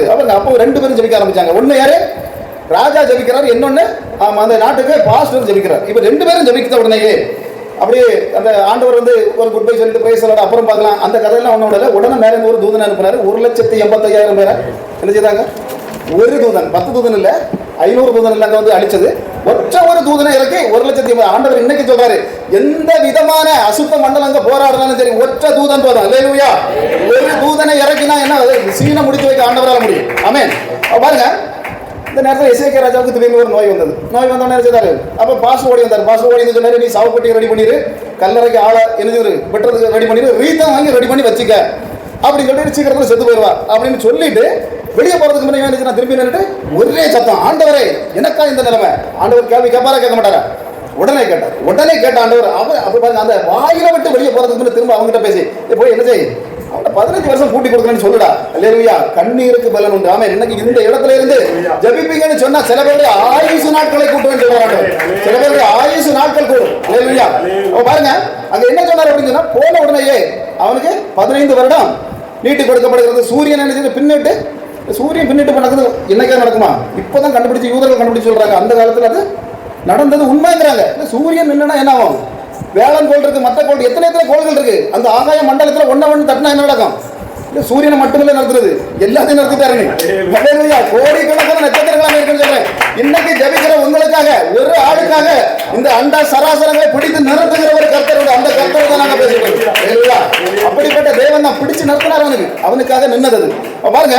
ஆனாலும் நீதிமொழிகள்ல 14:12 சாலமன் ஒரு விஷயம் எழுதி வச்சார். நல்லவனாக இருக்கும்போது, சாலமன் முழுவதும் நல்லவனாக இருக்கல, நல்லவனாக இருக்கும்போது ஒரு வார்த்தை எழுதி வச்சாரு, மனுஷனுக்கு செம்மையாய் தோன்றுகிற வழிகள் உண்டு, அதன் முடிவு மரண வழிகள். அப்ப இவருக்கும் ஒரு சின்ன மரண வழி அதுக்கு போல வர ஆரம்பிச்சது. யாருக்கு, எசேக்கியா ராஜாவுக்கு வர ஆரம்பிச்சது. அப்ப ஏன் வர ஆரம்பிச்சது அப்படின்னு சொன்னா, இவருக்கு சுகம் இல்லாம இருக்கும்போது அந்த பாபிலோன் ராஜா என்ன சொன்ன, அந்த கொக்க சொன்னோம் இல்லையா, கொக்க மீனா என்னக்கா ஒத்து வருமா, ஒத்து வராது. பாபிலோனும் எகிப்தும் என்னைக்காவது நம்ம இஸ்ரவேலோட ஒத்து வருமா, இப்பவுமே என்ன செய்திருக்கு, அடி உண்டாக்கிட்டு தான் இருக்கு. ஆனா பாருங்க, இவன் சுகம் இல்லாம படுத்துட்டான் உடனே அந்த ராஜா அங்க இருந்து அவனுடைய பேர் கூட போட்டிருக்கு, பெரேதல் பலத்தான். அப்படிதான் நமக்கு பேர் திடீர்னு வராது, அந்த வாசனத்துல வாசம் தெரியும், அவனுடைய பேர் எப்படி போட்டிருக்கு. அந்த அவன் என்ன செய்தானா, இவனுக்கு ஆள் அனுப்பினான். ஏய் ராஜாவே நல்லா இருக்கிறியா, நீங்க உடம்பு சரியில்லைன்னு சொன்னா எனக்கு ரொம்ப துக்கமா இருந்தது, நான் அப்படி செய்தேன் இப்படி செய்தேன் அப்படின்னு சொல்லி என்ன செய்துட்டு அங்க இருந்து கொஞ்சம் ஆட்களை இங்க அனுப்பினான். அவன் விட்டது வேற காரியமா இருந்திருக்கு, இவனுக்கு என்ன செய்யாது, மேட்ரு தெரியாது. இப்படிதான் அதான் சாத்தான விடுவான், ஆளு அப்படிதான் விடுவான். ஏய் நல்லா இருக்கு, நீ வா அந்த பக்கத்துல வா அப்படின்னு சொல்லி அங்க கொண்டு போய் நினைச்சுவான், கொக்கு கொத்தின மாதிரி கொத்தி எடுத்துட்டு போயிடுவான். அப்ப பாருங்க இங்க என்ன நடந்தது அப்படின்னு சொன்னா, அங்க வந்தாங்க. வந்தோடனே நம்ம ஆளுக்கு என்ன போச்சு, நல்ல உடல்நிலையெல்லாம் நல்ல இதை 15 வருஷம் கூட கூட்டி கொடுத்தாச்சு. அழகா போய் அங்கே வந்த 2-3 பேரை கூட்டிட்டு போய் அங்கே இருந்த எல்லாத்தையும் இருக்கிறாரு பொக்கிஷசாலையை கட்டினார். அதுக்கடுத்து இருக்காரு வெள்ளி பொன் பாத்திரங்கள், அங்கே என்னதெல்லாம் இருக்கோ பிள்ளைகிட்ட கூட்டிட்டு போதாரு. எனக்கு பிள்ளைகள் எவ்வளோ அழகா இருக்கு, பெண் பிள்ளைகள் எப்படி அழகா இருக்கு. பையங்களுக்கு ஜிம் பாடிக்கு போயிட்டு வந்து பையமாரை காட்டி கொடுத்தா நெஞ்சே பாரு 55 இன்ச்சு பாடி, அதையும் காட்டி கொடுத்தான். இது என்னுடைய நாட்டில் நடக்கக்கூடிய பாரு எல்லாம். அப்போ எல்லாம் காட்டி கொடுத்துட்டு என்ன செய்தாரு, அரண்மனையில் போய் இருந்தார். அப்போ அரண்மனையில் இருந்தோம்னா திரும்ப பாஸ்டர் வந்தார் சர்ச்சைக்கு இல்லை அரண்மனைக்கு தேடி வந்தார். தேடி வந்து சொன்னார், பிரபுவே இங்கே என்ன செய்து வச்சா அப்படின்னு. ஒன்றும் இல்லை, வேற ஒன்றும் செய்யல. அவங்க வந்தது யாரு? அப்போ 2-3 பேர் வந்தாங்க. எங்கேருந்து வந்தாங்க? பாபிலோன்லேருந்து வந்தாங்க. அவங்களுக்கு நீ என்ன செய்யறான்? நான் கூட்டிட்டு போய் எல்லாம் காட்டிட்டேன். என்ன செய்துட்டேன்? எல்லாத்தையும் காட்டிட்டேன். பொக்கிஷாலை காட்டிட்டேன், வெண்ணை காட்டிட்டேன், வெள்ளியை காட்டிட்டேன், ஜிம் பாடிகளை காட்டிட்டேன். லேடிஸ் எல்லாம் பார்த்துட்டு பிள்ளைகளை அழகா இருக்குங்கிறத வர என்ன செய்யணும் அவனுக்கு காட்டி கொடுத்தேன். அப்போ அவன் உடனே சொன்னான், அப்போ ஆண்டவர் உனக்கு ஒரு டெல்லகிராம் இப்போ தந்திருக்காரு. அந்த டெல்லகிராம் ஒன்றும் சொல்லிட்டு போகலான்னு நான் வந்தேன்னு சொல்லி அடுத்த வார்த்தை சொன்னா, உன்னுடைய காலத்தில் என்ன செய்யும், கண்கள் எந்த கண்ணு காட்டி கொடுத்தா அந்த கண்கள் கொடுக்கப்படும் முதல்ல. அடுத்தது என்னதெல்லாம் நீ காட்டி கொடுத்தா அதை அவ்வளோ அவன் எடுத்து என்ன செய்வான், கொண்டு போயிடுவான். யாரெல்லாம் அழகுன்னு சொல்லி அவ்வளோத்தையும் பிடிச்சி கொண்டு போய் அரண்மனையில் வப்பாட்டிகளா வைப்பான். உன் பிள்ளைகளை கண்ணை குத்தி கெடுத்து இழுத்துட்டு போயிடுவான். உடனே சத்தம் போட்டு அழுதுட்டான். அழுத உடனே அடுத்த வார்த்தை சொன்னாரு ஆண்டவர், இவனுக்கு காலத்தில் நடக்காது, இவனுக்கு பிள்ளைகளுக்கு சாபத்தை வாங்கி கொடுத்துட்டான். அல்லேலூயா. என்னது அதுதான் நான் சொல்றேன். என்ன பிள்ளைகளுக்கு சாபத்தை வாங்கி கொடுக்காத, இவன் என்ன சந்தோஷப்பட்டான்னு போட்டிருக்கு. என் பிள்ளைகள காலத்துல தான் அது நடக்கும், இப்போ என் காலத்தில் நடக்காது. அதுதான் சொல்றது. அதான் தேவ ஆவி அவனோட பிரிஞ்சது. அல்லேலூயா. அதனால இன்னைக்கு நான் என்ன சொல்றேன்னா, நாம வந்து இன்னவா கார் வாங்கி கொடுத்தோம், ஒரு மாடி வச்ச வீடு வாங்கி கொடுத்தோம் அப்படிங்கிறது அல்ல முக்கியம். பிள்ளைகளுக்கு சாபத்தை வாங்கி கொடுக்காம இருக்கணும். இப்போ இவன் என்ன செய்யலாம், சாபத்தை வாங்கி அவனுக்கு மட்டும் இல்ல அந்த எல்லாருக்கும் வாங்கி கொடுத்தான். பாபிலோனுக்கு பிடிச்சி எடுத்துட்டு போயிட்டாங்க. எத்தனை வருஷம், 70 வருஷம் அங்கே கொண்டு வச்சு நல்லா ஆப்படிச்சுட்டாங்க. அந்த அளவு மோசமான காரியங்கள் செய்தது யாரு, நல்ல ராஜா தான். ஆனா வாங்க சாபம். அப்ப என்ன நடந்ததுன்னா, இப்படி சாபம் வர தொடங்கின உடனேயே நம்ம மேட்டர் என்னது, தாவீதின் திறவுகள், அதை மறந்துடக்கூடாது. சனகரிப்பு மற்றவரை பற்றி பேசிட்டு இருக்கும்போது அந்த கதை நாம மறந்துடக்கூடாது. அது சொன்னாங்க, இது சொன்னாதான் அது தெரியும். அதனால தான் இந்த கதைகளுக்குள்ள வந்தது. அப்போ இப்படி முதல்ல நல்ல ராஜாவாக இருந்தவனுடைய கதை என்ன செய்யுது, சாபம் வாங்க ஆரம்பிச்சது. சாபம் வாங்க உடனேயே இவன் வந்து அந்த இடத்துல தேசாதிபதியாக ஒருத்தனை நியமிக்கிறான். தேசாதிபதினா இவனுக்கு அடுத்தது அப்படித்தானே. எகிப்துக்கு போன யோசேப்பு கூட சொன்னா, எனக்கு அடுத்தது யாருதான், நீதான். சிங்காசனத்தில் மட்டும்தான் நான் உன்னை விட உயர்ந்தவனாக இருப்பேன். அல்லேலூயா. அதை மட்டும் இவனுக்கு பார்வனுக்கு யார்கிட்ட கொடுக்க மனம் இல்லை. அப்படி நிறைய பேர் உண்டு. அல்லேலூயா. அப்ப அதுபோல இவன் என்ன செய்தான் அப்படின்னு சொன்னா, இவன் தான் முதல் ஆள். எசேக்கியா கூடால ஒருத்தனை மொத்தத்துக்கும் என்ன செய்தான், சேனது அவன் இல்லாம என்ன செய்ய முடியாது. அவன் கையெழுத்து போடாம ராஜா வந்து யாரும் பார்க்க முடியாது. அப்ப அவன் பேர் என்னன்னா செப்னா. அப்ப அவன் கையில தான் முதல்ல என்ன இருந்தது, தாவீதின் திறவுகள். தாவீதின் பட்டணம் எருசலேமை ஆட்சி செய்து கொண்டது ராஜா எசேக்கியா. அந்த பட்டணத்துக்குள்ள ஒரு ஆள் போனோம்னா கூட யார்ட்டா அனுமதி கேட்கணும், செப்புன்னு ஆயிட்டா என்ன செய்யணும், அனுமதி கேட்கணும். அனுமதி கேட்காம ராஜாவையும் பார்க்க முடியாது, அரண்மனையும் பார்க்க முடியாது, ஒன்றும் பார்க்க முடியாது. அவன் 1-2 இடங்கள் அவங்க செப்னாவுக்கு பேர் போட்டிருக்கு. இவன் என்னென்ன காரியங்கள் செய்தான், போருக்கு போன காரியங்கள்லாம் போட்டிருக்கான். ஃபுல் பவரை யார் தான் வச்சிருந்தா, செப்னா வச்சிருந்தான். அப்ப செப்னா வச்சிருந்தது மட்டும் இல்ல, டக்குன்னு என்ன செய்தான், அவனுக்கு ஒரு ஆசை, நம்ம உயிரோடு இருக்கும்போது நம்ம கல்லறையை பார்க்கணும். ஆசை எப்படிப்பட்ட ஆசை, செப்னாவுக்கு ஆசை என்னது, அந்த நாட்டிலே 2வது ஆளு.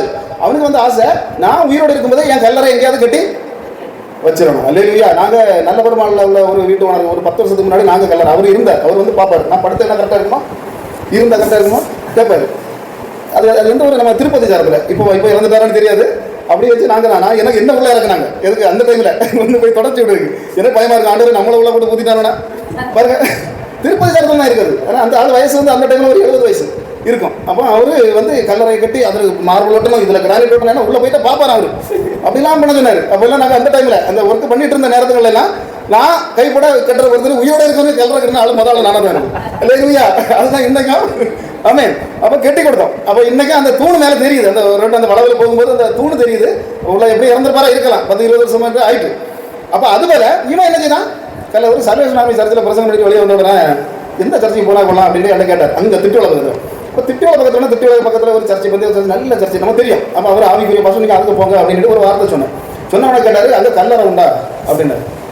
அப்ப நான் சொன்னேன், நீ சாபத்துக்கு போறதா இருந்தா போகாது, வாழ்வதற்கு போறதா இருந்தா மட்டும் என்ன செய் போ, இல்லைன்னா சாபத்துக்கு போறது முதல்ல கல்லறை இருக்கான்னு கேட்டு உள்ள வர்றது. அப்படி வந்து மறண்டாங்கிறான். அல்லேலூயா. அப்ப இவனுக்கு பாருங்க, உயிரோடு இருக்கும்போது இவனுக்கு ஆசை என்னது, கல்லறையை கட்டிடுவான். அவன் கல்லறையை கொண்டு மலைமேட்டுக்கு மேலே கட்டிவிட்டான். அவன் மலைமேட்டு கட்டவனா ஆண்டவர் சொன்னாரு, உனக்கு நீ இனி கல்லறைக்கு தான் போகணும். ஏன்னா என்னது, உனக்கு தாவீதின் திறவுகள் எழுதியது உன் கையில இருந்து பிடுங்கப்படுகிறது. அல்லேலூயா. அப்பதான் அந்த வசனத்தை நம்ம வாசிச்சோம். அப்படிதானே, தாவீதின் திறவுகளை வேற யாருக்கு கையில கொண்டு கொடுக்குறாங்க, எலியாக்கின் என்பது வசனத்தை நீங்க ஃபுல்லா வாசா தெரியும். எலியாக்கின் என்பவனுடைய கையில இந்த அந்த செப்னாவுடைய கையில இருந்து பிடுங்கப்பட்டு அதுக்கப்புறம் ஃபுல் பவரும் ஏன் அப்படி கொடுக்கப்படுகிறது அப்படின்னு சொன்னா, அவன் வந்து ஒரு பரிசுத்தவானாக இருந்தான். எலியாக்கிமை பற்றி 1-2 சம்பவங்களை நம்ம சொல்ல முடியாது, இப்ப வேண்டாம். அவன் வந்து அந்த அளவு பரிசுத்தவான், இயேசுவுக்கு நிழலாக இயேசுவுக்கு நிழலாக யோசேப்பை சில விஷயங்களை சொல்லுவாங்க, சில விஷயங்களை மோசே சொல்லுவாங்க. அதுபோல இந்த விஷயத்துல ஒழுங்கும் கிரயமுமாக நடந்த விஷயத்துல எலியாக்கீமும் சொல்லப்படுறான். அல்லேலூயா. அப்ப நாம இன்னைக்கு இங்க வந்திருக்கிறது சும்மா இல்ல, இயேசுவுக்கு நிழலாக மத்தவங்க நம்மள பேசணும். அதுக்கு தான் நல்ல கரங்கோட இருந்து பார்க்கலாம். அல்லேலூயா. அதான் வசனத்துல போட்டு ஏசாயா 22:22 ராசியா 22:22 தாவீதுடைய வீட்டின் திறவுகளை அவன் தோளின் மேல் வைப்பேன், ஒருவரும் பூட்டக்கூடாதபடிக்கு அவன் திறப்பான், ஒருவரும் திறக்கக்கூடாதபடிக்கு அவன் பூட்டுவான். அவன் பூட்டுவான். அல்லேலூயா. இப்போ அவனுக்கு காலமும் முடிஞ்சாச்சு. எங்க கை மாறுறது இப்போ இயேசு கிட்ட கை மாறும். என்ன மாறுது? தாவீதின் திறவுகள் எங்க போகுது? இப்போ இயேசு கிட்ட போகுது. அப்ப இது ஏன் இயேசு கிட்ட போகுது? அப்ப அப்படின்னு பார்க்கும்போது ஏற்கனவே பாத்தீங்கன்னா அதிகாரம், அந்த தாவீதின் திறவுகள் சொல்றது அதிகாரம் தான். அதிகாரம் யார்கிட்ட இருக்கோ அவங்க அதுதான் திறவுகள் வச்சிருக்காங்க. இப்ப முதல்ல அதிகாரம் யாருக்கு ஆண்டவர் கொடுத்தாருன்னா, நாசில சுவாசத்தை ஊதிக்கிட்டு உடனே தானே யார்கிட்ட கொடுத்துட்டாரு? ஆதாம்கிட்ட கொடுத்துட்டாரு. இதுக்கு முழுசுதான் அதிகாரம் யார் தான்? எதை வேணாலும் நீ அடிச்சுக்க, எதை வேணாலும் என்ன வேணாலும் பண்ணிக்க, முழு அதிகாரம் யாருக்கு கொடுத்தாரு? கொடுத்தாரு. ஆனா ஆள் என்ன போச்சு? ஒரு சின்ன ஆப்பிள் பழத்துக்காக ஆண்டிக புத்தி மாறி போச்சு. எப்பவும் வரக்கூடிய தேவனை மறந்து எப்பமாவது வரக்கூடிய போய் பாஷ ஒரு நாள் சொன்னாங்க, இது தப்பு யாருக்கு மேலே கேட்டாங்க. நான் எனக்கு இவ்வளோ நாள் அது தெரியாது. அப்போ தப்பு நான் நினைச்சிருந்து இவ்வளோ நாள் ஏவாளுக்கு மேலே தப்பு. அன்னைக்கு பாஷ எங்கள் வீட்டில் சொல்கிறாங்க, இல்லை தப்பு அப்படி ஒன்றும் கிடையாது. எவருக்கிட்ட என்னது யாருக்கிட்ட பொறுப்பு கொடுத்திருந்தாருன்னு கேட்டார். அப்போ எனக்கு தூக்கு வழிபடுறது ஆண்டவர் இவ்வளோ நாள் எனக்கு இதை வழிபடுத்தலையாப்பா. அப்போ இப்போ வழிபடுத்துங்க. இனி எல்லா கருத்துலையும் இப்படி தான் பேசலாம். அல்லேலூயா. அப்போ சில தேவ மனுஷர்களை கொண்டு சில எல்லாருக்கும் தெரியாது. எல்லாரும் இயேசு கிறிஸ்துவும் இல்லை. இயேசு கிறிஸ்து ஆகிறதுக்கு நாம ட்ரை பண்றோம். இல்லையா? அதனால நம்மகிட்ட ஒரு ஆள் ஒரு குற்றம் சொல்லுதுன்னா அன்னைக்கு நம்மளால மாறும். அதான் விஷயம். இல்லாம அதனால அப்படி சொல்லிட்டாரு இப்படி சொல்லிட்டாரு அப்படின்னு வேதனைப்பட்டு ஒரு மாதிரி இருக்கக்கூடிய ஆட்கள் நம்ம கிடையாது. அதனால சில விஷயங்கள் அப்ப எனக்கு இது சொன்னோன்னே பெரிய ஆச்சரியமா இருக்கு. அதுக்கப்புறம் ஒன்று ரெண்டு தச்சு சொல்லியிருக்கேன். ஆனா சொல்லி தான் சொல்லுவேன். ஒரு பாஸ்டர் சொல்லி தந்தாருன்னு சொல்லுவேன். அல்லேலூயா. அப்படி சொல்லி சொல்லுவேன். அப்ப பாருங்க, அந்த மாதிரி சில விஷயங்கள் நம்முடைய கண்களை சில பேர் ஆண்டவர் நம்ம எதையோட நினைச்சிட்டு இருப்போம். சில சமயங்கள் ஆண்டவர் தெளிவாக நினைச்சிருவாரு, கொண்டு வந்து தெரியல இதெல்லாப்பா உண்மை, அதுதான் உண்மை. அப்ப பாவம் மொத்தம் யாரும் செஞ்சது? அதனால தான் ஆதாம் பாவம் செய்தான் போடுறது. ஏவாள் இல்லை. அப்படித்தானே? ஏவாள் செய்தது ஒரு இது உண்டு. கொண்டு கொடுத்துருக்க ஒத்தையை தின்றுருக்கணும். என்னுடைய ஒய்ஃப்னா தின்றுருக்கோம். அப்படித்தானே? என்னுடைய ஒய்ஃப்னா தின்றுருக்கோம். ஆனா இவா இந்த கொண்டு கொடுத்துட்டா. அப்ப அது கொடுத்தது பிரச்சனை தான். இல்லாம ஐயா வந்து வாங்கி சாப்பிட்டாரு. ஆனா ஒரு விஷயம் உண்டு என்னன்னா, இது வந்து எப்பவும் அங்க போறது அந்த பாம்பு வந்து அடிக்கடி போகிறது. இது வந்து அந்த காலங்களில் வந்து கால் கையில் இருந்து வாக்கு பேசி இருக்கு, எல்லாமே செய்திருக்கு. இது அதை பழத்தை சாப்பிட்டுக்கிட்டு கொண்டு இருந்தது. அது அன்னைக்கு ஒரு தேவதாச என்று சொன்னார். இப்படி எப்படின்னா அதுக்குள்ள விளக்கங்களை தெளிவாக சொல்றாரு. என்னன்னா அது வந்து பழத்தை சாப்பிட்றது உள்ள போறது வரதான் இருந்தது. அதுக்குள்ள சாத்தான் புகுந்தான். யாருக்குள்ள? பிசாசுக்குள்ள சாத்தான் புகுந்தான். அதுக்கப்புறம் தான் அது என்ன செய்யுது? ஏமாத்துது. அது வரைக்கும் அங்கே இருந்த பிராணிகள் எல்லாம் ஒருவர் அதாவது அடுத்த பிராணிகளை பிடிச்சு தின்னக்கூடிய பிராணிகளாக எந்த பிராணிகளும் இருக்கல, எல்லாமே பல வர்க்கத்தையும். அப்ப அதனால தான் பழத்தை பறிச்சு தின்னு இது மேலே ஏறது. அல்லேலூயா. ஆனா என்னன்னா சாத்தானுடைய ஆவி புகுந்து அது வந்து ஏவாளை ஏமாத்தியது எல்லாத்தையும் ஏமாத்துது. அப்ப பாசு சொன்னது மாதிரி இதை உள்ள விட்டது முதல்ல ஆதாமுடைய தப்பு. அது எந்த மாற்றமும் இல்லை. அது இப்படி விட்டுருக்க கூடாது. அப்படிதானே? அப்ப பாருங்க, இப்போ அடுத்தது யாருக்கு கையில போயிட்டு? ஆதாமுக்கு கையில இருந்த சாவி எங்க போயிட்டு? உலகத்து முழுசும் கை சாத்தானுடைய கையில போயிட்டு. அல்லேலூயா. சாத்தானு பவர் செஞ்சவங்களை கொடுக்கப்படும். யோபுட்ட போய் யோபுவை சோதிக்கிறதுக்காக ஆண்டவர்கிட்ட போய் கேட்டான். நான் போட்டா உடனே ஆண்டவர் இல்லடா நீ போட்டாங்க அப்படி இப்படின்னு ஒன்றும் சொல்லல, நீ போ. அவன் உத்தமான சன்மார்க்கமான ஏன் பிள்ளை நீ ஒன்று வர அசைக்க முடியாதுடான்னு சொல்லி அவன் விட்டுறப்ப அப்போ அவனுக்கு யோபு மேல உள்ள முழு பவரும் அப்போ யாருக்கு கையில கொடுக்கப்பட்டது? அன்னைக்கு சாத்தான்ல கொடுக்கப்பட்டது. அப்போ அதுக்கு பிறகு இந்த பூமியினுடைய சகலம் அவன் விழத்தள்ளிய நான் போட்டது மேலேருந்து கீழே விழுந்துட்டாங்க. ஒரு கூட்டத்தோட விழுந்தாங்க. அப்போ கீழே விழுந்தவங்களுக்கு பவர் முழுசும் இந்த பூமியின் பவர் முழுசும் யாருக்கு கையில இருந்தது? அதாவது வேதாகமத்தை நம்ம வாசிக்கும் போது ஒவ்வொரு நட்சத்திரத்துக்கு பவரும் யார்கிட்ட இருக்கு? அந்தந்த தேவ தூதர்கள் கையில இருக்கு. இப்ப பாத்தீங்கன்னா இயேசு கிறிஸ்து பிறந்த உடனேயே நட்சத்திரம் வழிகாட்டியது. நட்சத்திரம் வழிகாட்ட போகல, அங்க பண்ண அந்த தூதன் அந்த நட்சத்திரத்தை கொண்டு போனான். அல்லேலூயா. அப்ப என்னன்னா எல்லாம் இப்ப சூரியன் நிக்குது அப்படின்னா அங்க ஒரு பெரிய இவனுக்கு விஷயத்துல அந்த தூதனுக்கு தான் கட்டளை கொடுக்கப்பட்டது. நிறுத்தப்பா நிறுத்துவாங்க. அதுதான் விஷயம். பாத்தீங்கன்னா அதுக்கு கீழே நிறைய விஷயங்களை பார்க்க முடியாது. ஒவ்வொரு விஷயத்துக்கும் கடைசி காலங்களில் உள்ள நிகழ்வுகளை நீங்க பாத்தீங்கன்னா சமுத்திரத்தின் தூதனுக்கு அதுக்குள்ள ஒப்புவிக்கப்பட்டது, பூமியின் தூதனுக்கு அதுக்குள்ள காரியங்கள் ஒப்புவிக்கப்பட்டது. தெளிவா போட்டிருக்காங்க. ஒவ்வொன்றுங்க நீருக்கு தனி, நெருப்புக்கு தனி, அப்படி ஒவ்வொன்றுங்க தனித்தனியாக தூதர்கள் இருக்கிறாங்கன்னு வேணும். மனிதனுக்கு தூதர்கள் இப்போ குறைஞ்சபட்சம் 2 பேர் இருக்கிறாங்கன்னு போட்டிருக்கு. ஒருத்தர் மேலே போகும்போது ஒருத்தர் கூட இருப்பார். தேவனின் சமூகத்தை தரிசித்துக் கொண்டிருக்கிறார்களே. அப்ப அந்த அந்தந்த இடங்களில் இந்த தூதர்களுக்கு அவர் ஆர்டர் கொடுத்து அந்த மாதிரி நடத்துறாரு. அப்ப பாருங்க, அந்த அதிகாரத்துல பாத்தீங்கன்னா இங்க வந்து அதிகாரத்தை பெற்றவன் இந்த விடிவெள்ளியாகிய அந்த ஒளியின் தூதன் சொல்லுவாங்க. அப்படிதானே? இவனும் ஒரு பெரிய தூதன் தான். அவன் இந்த தூதனை பற்றி இந்த பாலான இவன் ஏன் பாலானாங்கிறது ஒரு பெரிய விஷயம், பெரிய ரகசியம். அப்ப இந்த இவனுடைய கையில இந்த திறவுகள், இந்த உலகத்தின் முழு திறவுகள் நேற்று இருந்தது, இவன் கையில இருந்தது. அதனால தான் இயேசுகிட்ட சொன்னா சகல இடத்தையும் அப்படி மறைக்க மேல கொண்டு போய் காட்டிட்டு சாடம் அப்படின்னு சாடம் ஒன்றும் இல்லை, அங்கே எழுதி வச்சிருக்கு. அவருக்கு என்னச்சுதான் இவன் வசனத்தை சொன்னாலே அவர் தான். இவன் என்னச்சுதான் எழுதி வச்சிருக்கு. நீர் என்ன சாடம் ஒன்றும் பிரச்சனை இல்லை. அல்லேலூயா. அடுத்தது என்னச்சுன்னா உலகத்தின் அதிபதியாக ஆக்குறான். அப்ப அதிபதி யாரா இருந்தா?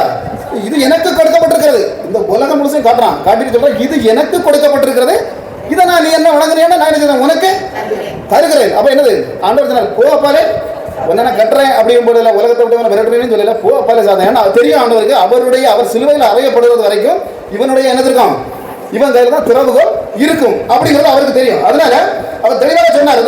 யோவான் 14:30 எடுத்து வாசகம் கூட தெரியும், உலகத்தின் அதிபதி வருகிறான், அவனிடத்தில் என்னிடத்தில் ஒன்றுமில்லை. அப்ப சொல்ற அதே யோவான்ல பாத்தீங்கன்னா என்ன 2 வசனம், அப்படி 3 வசனங்கள்ல சாத்தானை தான் அவர் அதிபதினு சொல்றார். இந்த பூமிக்கு அதிபதி அப்படின்னு சொல்லி சாத்தானை தான் சொல்றாரு. ஆனா பாத்தீங்கன்னா இயேசு கிறிஸ்து அந்த சாத்தானின் அதிபதி அந்த அவனு கையில இருந்து எப்போது எடுத்தார் அப்படின்னு சொன்னா கொலோசையர் 2:15 போட்டு வாசிங்க. கொலோசையர் 2:15.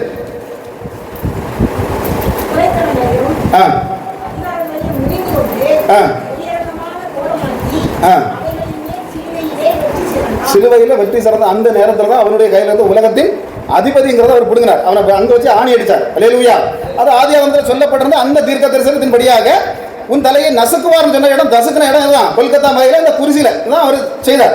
பாருங்க சாத்தான் சரி அவன் கையில இருந்து பிடிங்காச்சு. ஆனா இப்ப என்ன செய்துட்டு இருக்கிறான் அப்படின்னு சொன்னா 2 கொரிந்தியர் 4:4 சொல்லப்பட்டிருக்கு, எல்லா ஜனங்களையும் குருடாக்கிட்டு இருக்கான். என்ன செய்யறான்?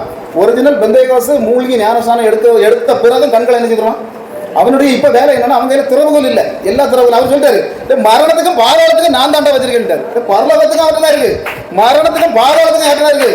அவர்கிட்ட இருக்கு. அப்ப சொல்றாரு, அதனாலதான் இவன் என்ன செய்யறான், இப்ப இனிமே என்ன செய்யணும் அப்படின்னா திறவுகளை வச்சு அவன் எதையும் திறக்க முடியாது.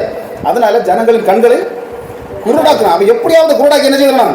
கொண்டு போயிடும். அப்ப இவன் எவ்வளவு நாள் கூடாக்குவான் அப்படின்னா எபேசியர் 6:12 தெளிவாக சொல்கிறது, துரைத்தனத்தையோட எதுல அந்தகார லோகாதிபதிகளோட வான மண்டலத்தின் பொல்லாத ஆவிகளோட உங்களுக்கு போராட்டம்.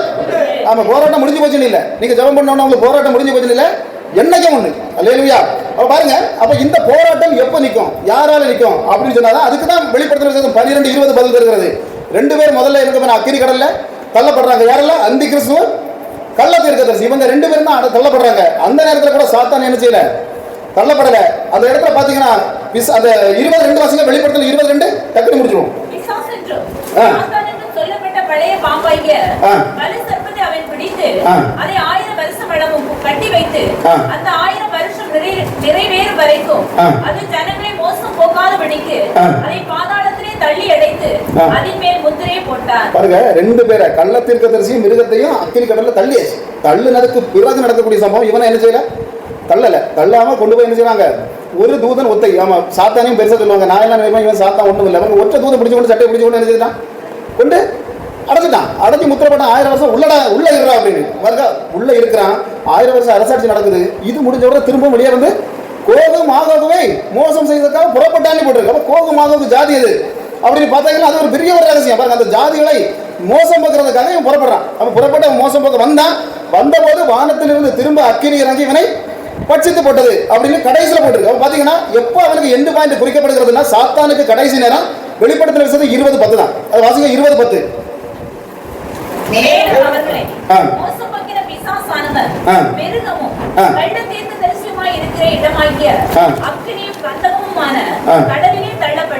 என்ன செய்தான்?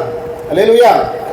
கடல்ல தள்ளப்படுறான், அக்கினி கடல்ல அவன் தள்ளப்படுறான். அது வரைக்கும் அவனுடைய என்ன இருந்துட்டு இருக்கான், பிரச்சனைகள் இருந்துட்டு. அதனால தான் இயேசு கிறிஸ்து கூட ஒரு தடவை கூட ஒன்னா அந்த பூமியை விட்டு விரட்டுறேனையோ ஒன்னா ஒரு இதுக்குள்ள அடைச்சி போடுறேனோ இயேசு கிறிஸ்து வாயினால இன்னைக்கு அநேக பேர் அடைக்கிறாங்க, பாட்டில் அடைக்கிறாங்க, அப்படிதானே பாட்டில் அடைச்சிடுறாங்க. திடீர்னு பார்த்தா ஏதாவது டப்பாயை கொண்டு போறாங்க அடைக்கிறது இவனுடைய சக்திகளை. அல்லேலூயா. அப்ப அதை அடைச்சி அப்படி இந்த மாதிரிலாம் பண்றாங்க. ஆனா இயேசு கிறிஸ்துவே செய்யாத ஒரு காரியம் இதெல்லாம். அப்ப பாத்தீங்கன்னா அப்ப இயேசு அந்த போராட்டங்கள் இருந்துட்டு பவுல் சொல்றாரு, இந்த 3 விதமான அசுத்தாவிகளோட போராட்டம் இருந்துட்டு தான் இருக்கும். அப்ப அது என்ன செய்யணும்னா இயேசு கிறிஸ்து தெளிவாக சொன்னார். மார்க் 9:29 ஜெபத்தாலும் உபவாசத்திலும் அல்லாமல் ஓடும். அதான் ஜெபத்தாலும் உபவாசத்துல போகும். ஆனாலும் திரும்பவும் அதே தேவன் தான் சொன்னாரு, நீ திரும்பவும் அதே உபவாசமும் ஜெபத்துல இல்லைன்னா வெளியே போயிட்டு தன்னிலும் மேலான பொல்லாத ஆவிகள் 7 இடத்தை கூட்டிக்கிட்டு என்ன செய்யும், திரும்பவும் இது கொஞ்சம் அழகா சூப்பரா ஜோடிக்கப்பட்டிருக்கு அப்படின்னு சொல்லி திரும்ப என்ன செய்யணுமா வந்துடும். அல்லேலூயா. அப்ப அதுக்காக தான் வேதத்துல தெளிவா பவுல் எழுதி வச்சாரு, நீங்க என்ன செய்யணும், இப்படிப்பட்ட ஆவி விலகி ஓட போன ஆவி திரும்பவும் உங்க வீட்டுக்குள்ள உங்க குடும்பத்துக்குள்ள வராம இருக்கணும் அப்படின்னா ஒரே சொல்யூஷன் தான். அவர் தெளிவாக சொன்னார். என்னன்னா எபிரேயர் 10:20 சபை கூடி வருதலை விட்டு விடாதீர்கள். என்னது அதுக்கு அர்த்தம்? என்னது? சபை கூடி வருதலை விட்டு விடாது. சிலவங்க நினைப்பாங்க நமக்கு எல்லாம் தெரியும், பைபிள் தெரியும், அது தெரியும், இது தெரியும். ஒட்டு மொத்தமா டோட்டலா பைபிளை வாசித்து எடுத்து வரும்போது தெளிவாக வேதாகமம் சொல்லுகிறது, இந்த அசுத்த மண்டலங்கள் அதாவது ஆதிக்கங்கள் இருந்து கொண்டு தான் இருக்கும், ஒரு நாள் நிற்காது. ஆனா நமக்கு விடுதலை, அதை தரக்கூடிய விடுதலை தரக்கூடிய ஒரு தேவன் உண்டு, அவர் விடுதலை தருவாரு. அதுக்கு பிறகு நம்ம சும்மா கேர்லெஸ்ஸா இருந்தோம்னு சொன்னா திரும்ப நம்ம வீட்டுக்கு வரோம். அப்படி வராம அதை தடுக்கிறதுக்காக மட்டும்தான் சபை கூடுதல் அப்படின்னு சொல்றது. அதனால எங்கேயாவது ஒருவேளை கேட்ட திறந்து அடைச்சு போட்டிருந்தாலும் வெளியே நின்னா என்ன செய்யணும்? ஆராதனை கேட்டுட்டு போயிடணும். அல்லேலூயா. கர்த்தர் தாமே இந்த வார்த்தைகளை பரிசுத்தப்படுத்துவாராக. ஆமென்.